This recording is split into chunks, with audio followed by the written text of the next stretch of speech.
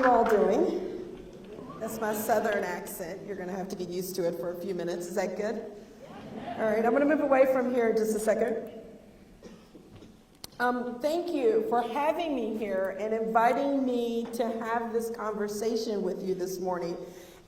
Thank you, Jeff, and to your president for inviting me. And Roderick, where's Roderick? Is he in here? Where are you? By the door? Oh, okay. Thank you for picking me up last night at the airport. And David, where's David? Thank you for picking me up this morning. I don't know. Where's David? I see you over there. Thank you for picking me up. Great friends, and happy to be here. As I was telling them this morning, I do about 70, 75 trips a year.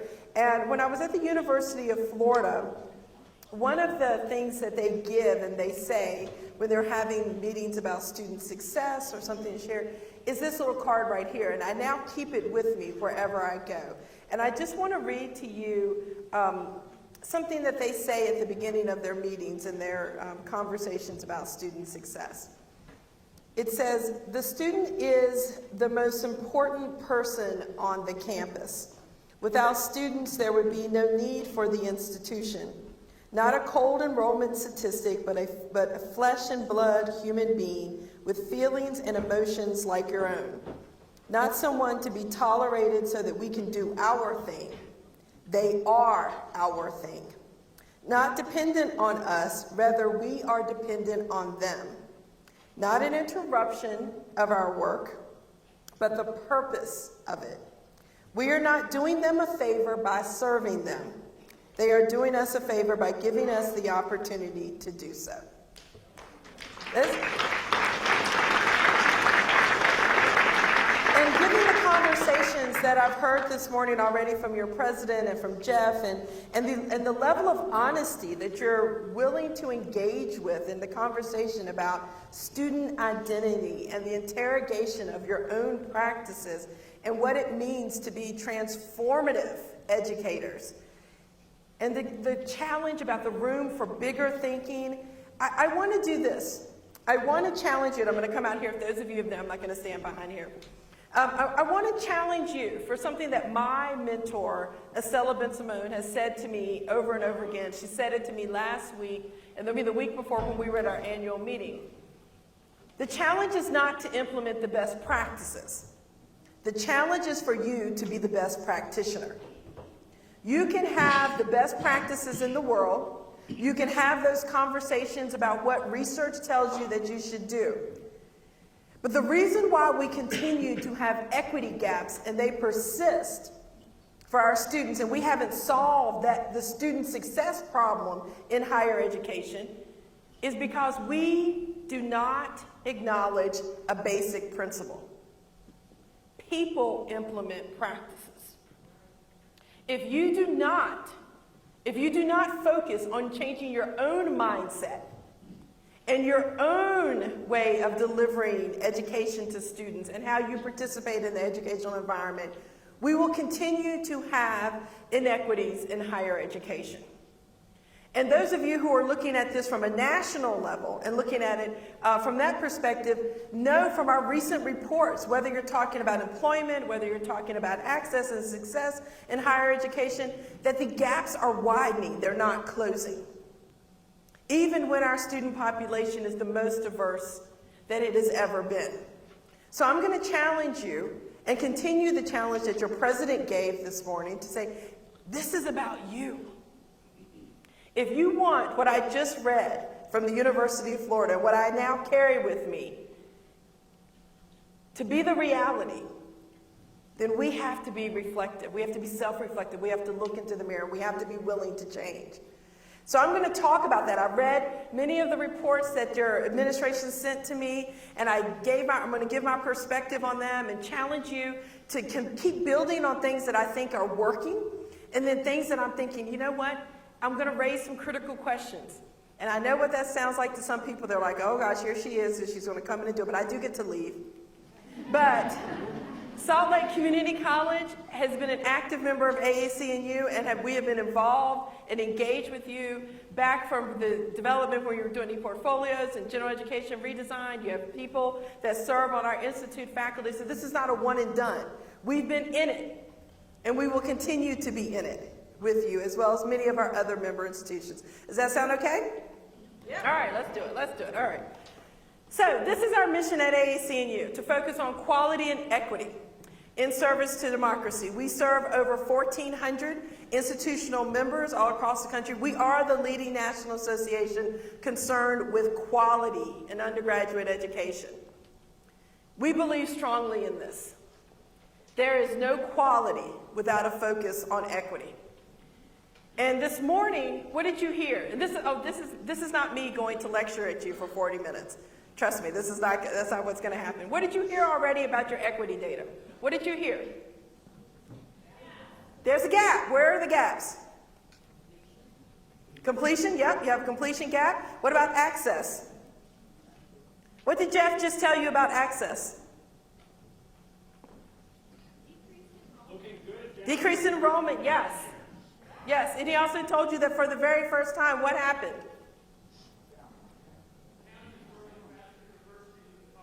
Thank you. Yes, exactly, exactly. And you also know that, and what did your president tell you about completion? She told you what? This was the lowest when? What did she tell you earlier? Does anybody remember? What did your president tell you about completion and equity?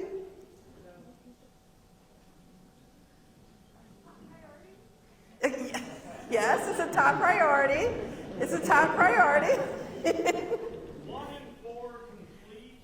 Thank you, thank you, thank you. All right. So we have to remember this. There is no quality without equity. And when we talk about this particular work, whether you're talking about completion or you're talking about access, it is still something that we need to focus on, because we cannot ensure that we are preparing students for work, life, and productive citizenship if we do not focus on questions about equity and the quality of the education that they are receiving.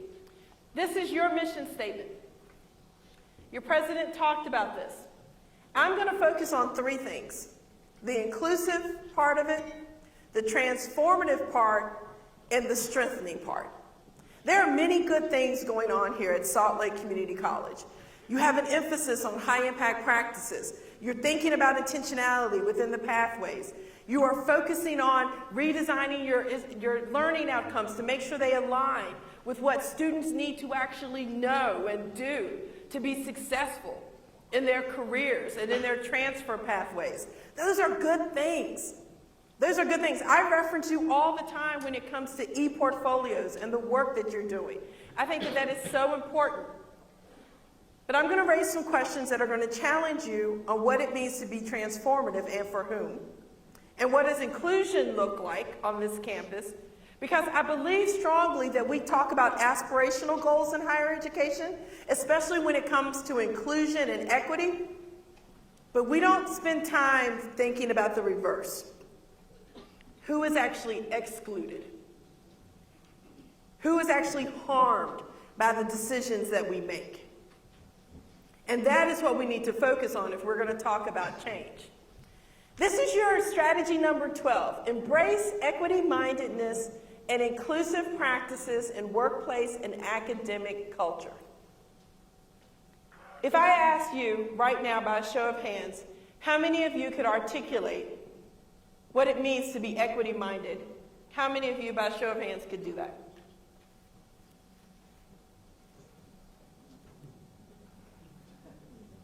Okay. This is a problem in higher education.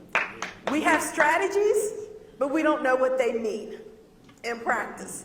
This happens all the time.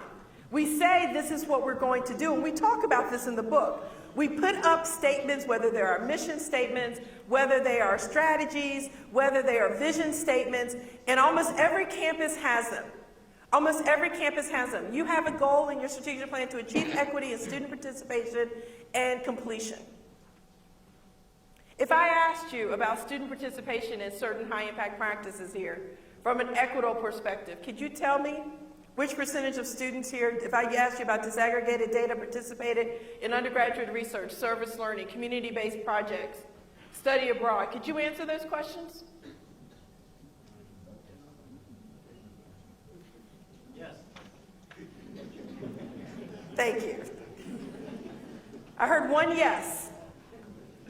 I'm not doing this to say you're doing things wrong. I'm doing this to challenge you to change what you're doing. Because if you say that this is a priority, and you say that this is strategic, and you say that you're implementing pathways, and you're doing all these things, this is equity talk. This is what we talk about in the book. This is equity talk. We want campuses to not just have the talk, but to have the walk. And that means that the questions that I'm asking you, you should be able to answer. Because how will you know then what are the strategies that you need to put in place to actually close the gap? This is the book. It did come out a couple of weeks ago, and I will say this, it was the highest seller at our conference. Thank you very much, thank you. My great colleagues, Estella Ben-Simone and Lindsay Malcolm-Pecue, because the conversations that we're having today and the conversation I'm having with you, unfortunately, these are the conversations that need to happen at many institutions across this country. I don't want you to think that you're an anomaly because you have equity gaps in student success or student completion or student access, or that you're struggling to understand what it means, what the language means in practice. This is happening across the country. What we are saying now is that it has to stop. It has to stop. Because we cannot keep talking about something and saying that we have an aspiration for it and not do it. That's why I read that message every time before I present. Because I'm not here because I want to give a motivational speech to people. And somebody told me that. And I just want to share this quick story. Somebody told me that. They were like, Tia, I saw you present. I saw you do your thing. And I said, you saw me do my thing. The student success, the student ready thing. And I said, well, then maybe I need to change my thing. If only thing that you remembered is that I did that, but not the content of what I'm talking about. Because I am here because this is an imperative. It's an imperative in higher education for us to really get serious about what we need to do and what we need to change. So I'm going to ask you this. On this campus, is equity a buzzword? Is it being embraced or is it a buzzword?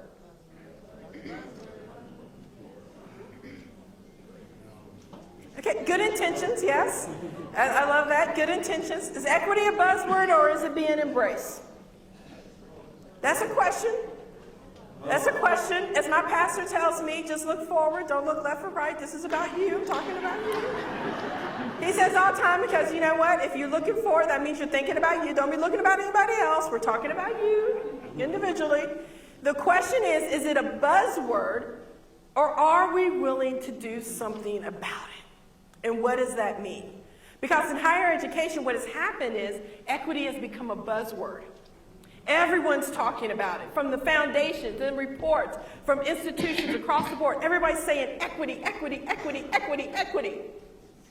And then nothing happens. Nothing happens. In the book, we talk about this. We talk about first-generation students a lot.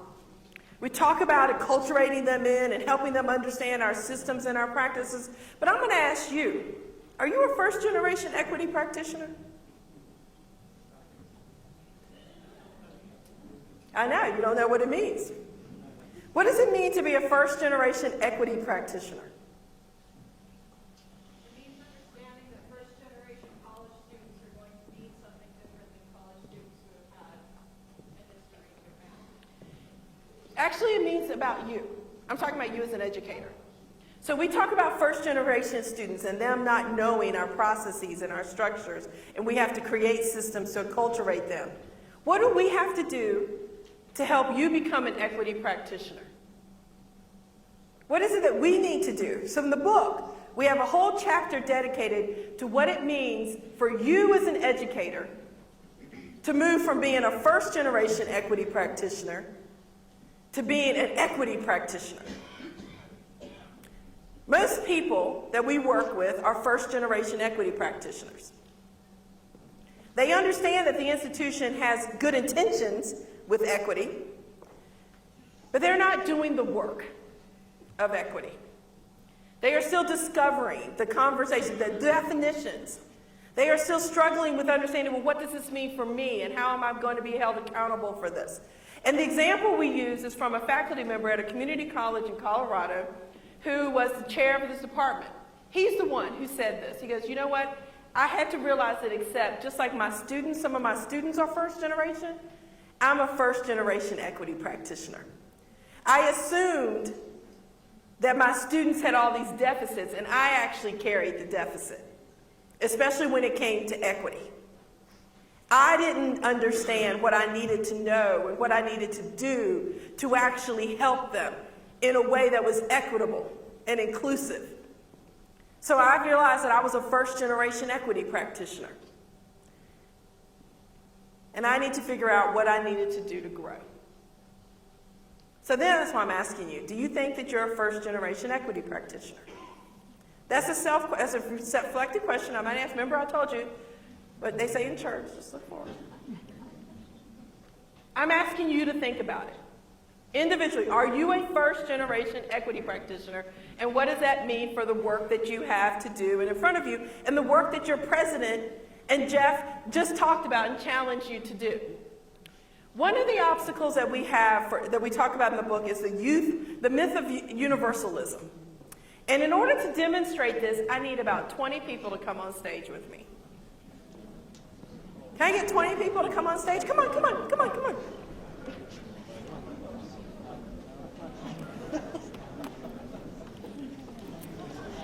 Come on down. I need 20 people. Everybody needs a partner. If you can come, make sure you got a partner with you. Come on, you got a partner? You got a partner? You got a partner? All right. Hello, hello. Thank you, thank you. All right, come on, you got your partner?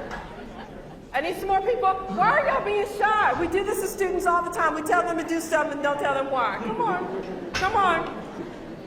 We do it to students all the time. We say, do this, and we don't say why.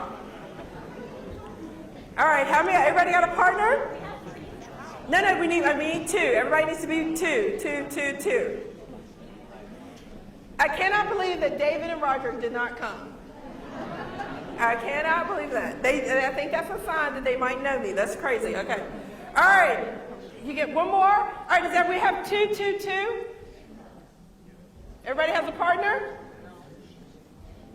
You got a partner? Okay, I need you to spread out. Let's spread out, and I need you to face your partner. Come on, spread out. You can come up here. You can come up here. You come up here, spread out, and I need you to face your partner. And I need you to follow my instructions. Wait, I need one more person. He needs a partner. Come on, I need one more person. Come on, here she comes. She's coming. Come on. She's like, I'm not going to leave you hanging. Are y'all ready? Hello, how are you doing? Good, thanks for coming up. All right, here we go. All right, I need you to start doing this. I need you to say for your partner, I need you to say 1, 2, 3, 4. 1, 2, 3, 4. I just need you to alternate. 1, 2, 3, 4.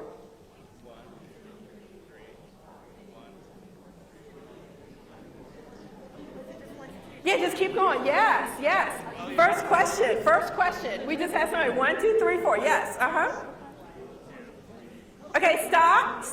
Now what I need you to do, instead of saying 2, whoever is on 2, I need you to clap. So 1, 3, 4. 1, 3, 4, okay? And keep going.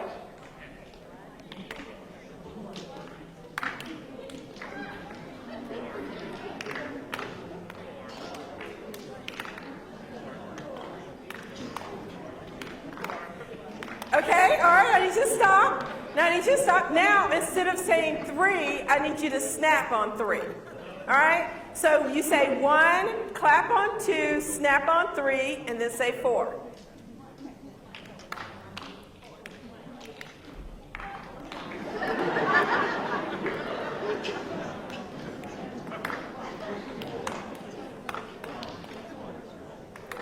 All right, you got it? Okay, last instruction. I need you to say 1, clap on 2, snap on 3, stomp on 4. You got it?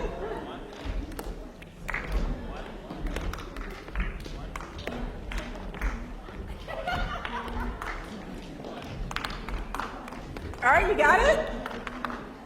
Okay, everybody, that's all the practice you get. On the count of 3, I am going to tell you to do this, right? I'm going to tell you to do this. And then as soon as you mess up, I need you to sit down. Okay? All right, are we ready? Okay, on the count of 3, you start. You got it? 1, 2, 3, go.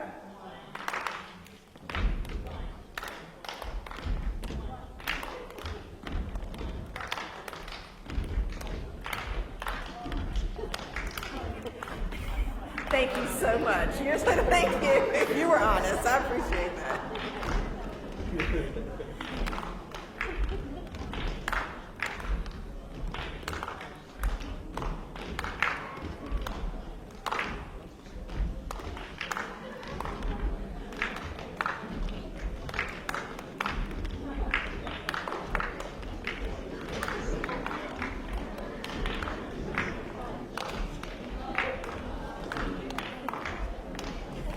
Good job, good job.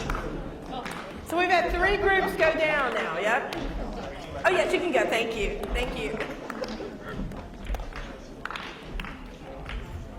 Thank you, I appreciate it, thank you. Thank you so much, thank you.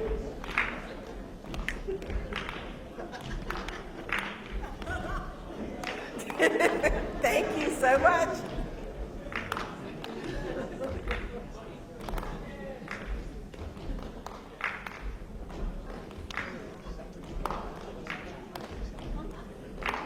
Okay, you can stop now. You can stop now. Thank you very much. Give them a round of applause. Give them a round of applause.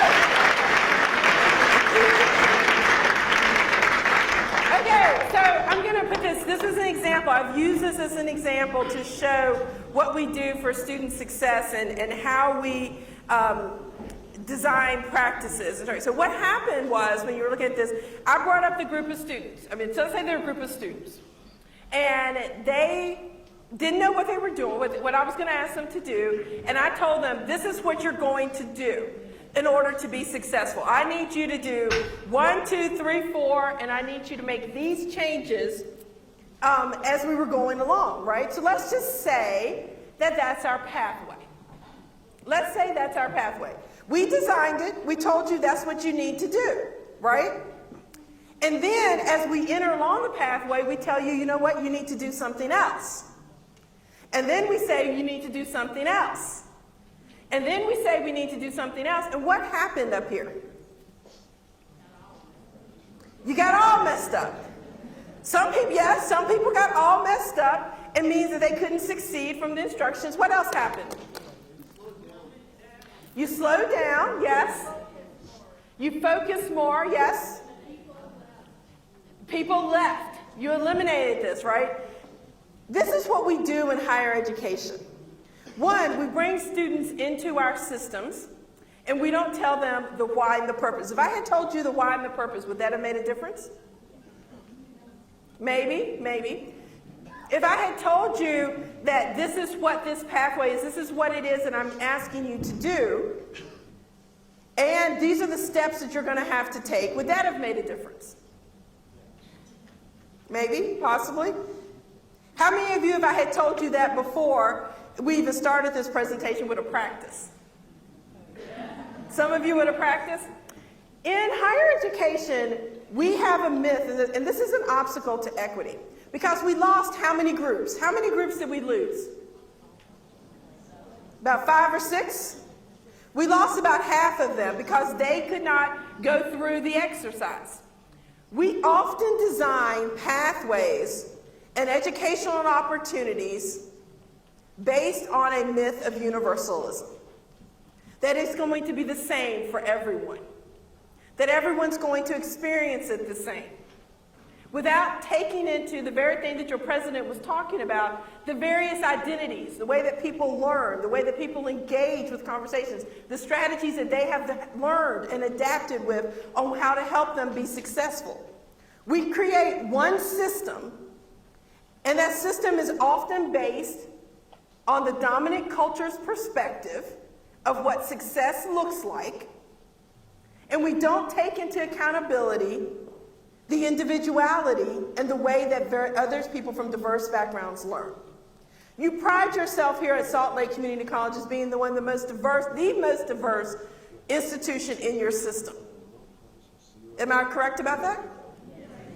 You are. You are the most diverse institution in your system. And I'm going to challenge you today when we talk about coherence of your pathways, and we talk about the way that you're designing your pathways, and you're talking about inclusion and what transformation looks like. I'm going to ask you, for whom? And from whose perspective? Because if you do not think about how the design of the pathways and how the students that you are hoping to get from an equitable perspective engage with those pathways, it will only be coherent for some. Just as if this exercise up here was only coherent for a few of the people, and we lost more than half. Does that make sense to everyone? We have to think about what that looks like. So this is your framework for coherence. I pulled this up from one of your documents that were sent to me. So you say that in order for your pathway to be coherent, there are certain things that need to happen. You need to look at the curriculum, what you teach, to how you teach it, how do you know students are learning, and the learning climate, how your students engage with the learning environment here at Salt Lake Community College. I've seen data that looked on the curriculum, an explanation of the curriculum, because it's designed to help students engage with high-impact practices, even though I've already shown that you haven't answered the equity question about HIPS yet. So I'm going to challenge you to answer the equity questions, and not just about access, but about whether or not the students who are participating are meeting the outcomes that you have said that will make those practices high impact. So don't just measure access to high impact practices, which I think you definitely need to do as a starting point, but you need to also say, are the students, if I disaggregate the data, meeting the outcomes? Also, when it comes to instruction, how are you designing an inclusive learning environment for your students? What does belonging look like in your classroom? How do you actually design or write a syllabus that shows the very principle that this institution says that it focuses on about being inclusive and transformative and equity-minded? How do you actually translate that into the way you design your courses? Or are you doing business as usual?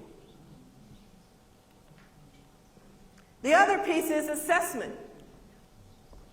We know this from our national research, that only 17% of institutions are disaggregating data on student achievement of learning outcomes. Only 17%.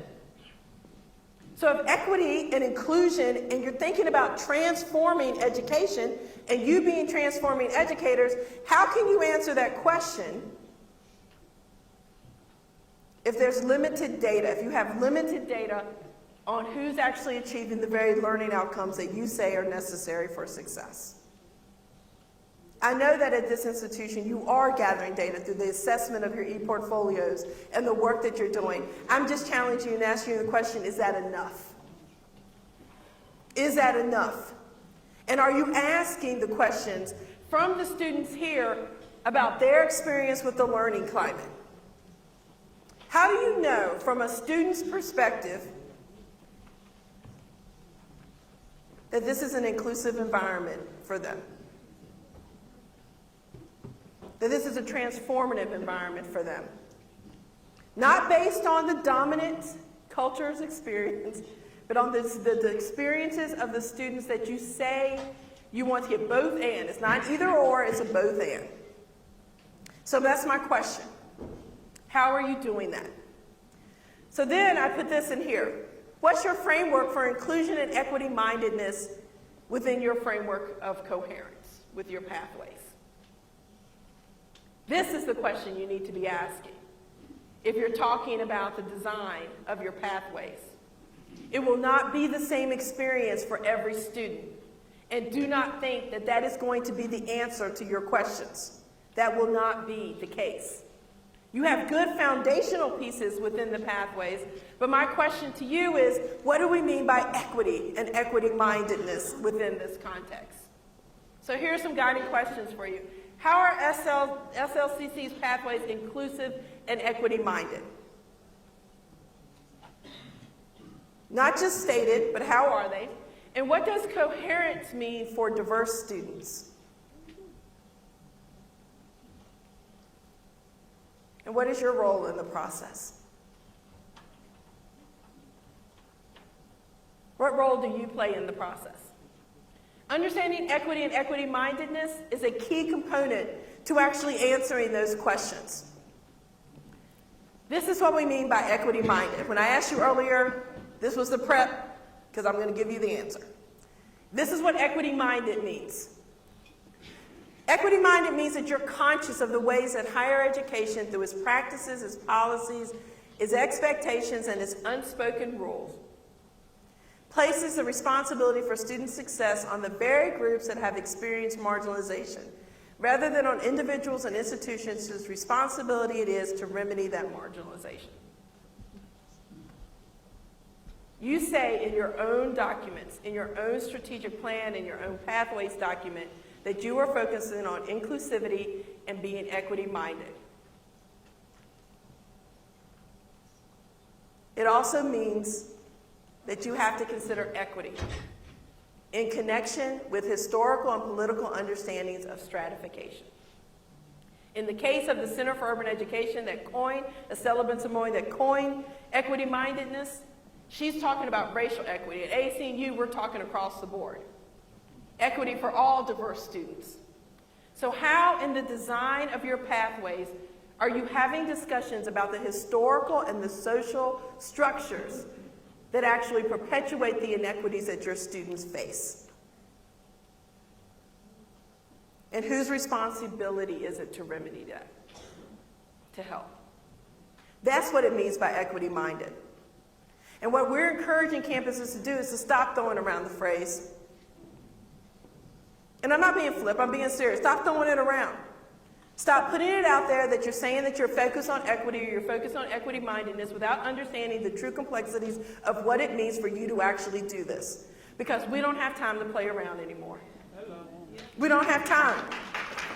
We don't have time to sit here and say that we're going to do it and then not be willing to get down and do the work.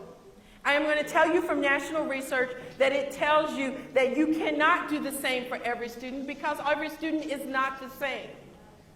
If you do not understand who your students are and who they will be and the complexities and the history and the culture and the background that they bring and the lived experiences that they bring to your environment, instead of trying to get them to acculturate to who you want them to be and who you think they are, we are not going to move the needle.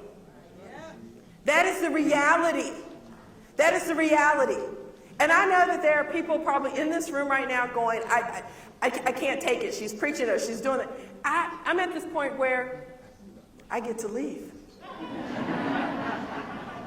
But at the same time, I'm going and I'm trying to lead this conversation at a national level. And we're trying to have these conversations. And at this point, I'm at this place right now. I'm at this place right now. I only want to work with the institutions that are willing to do the work because we don't have time to play around anymore. That is the reality. We don't have time. And if you look at the national data, you look at your own institutional data, it breaks my heart to think that while we're trying to figure out the policies and the structures and the governance and the voting and all the stuff, who suffers? Who suffers? The students suffer. So it's time for us to get ourselves out of this and stop thinking about it, because trust me, if you think you are overworked, you need to live my life for just a few hours a day. And I am telling you now that this is the work that we need to be doing.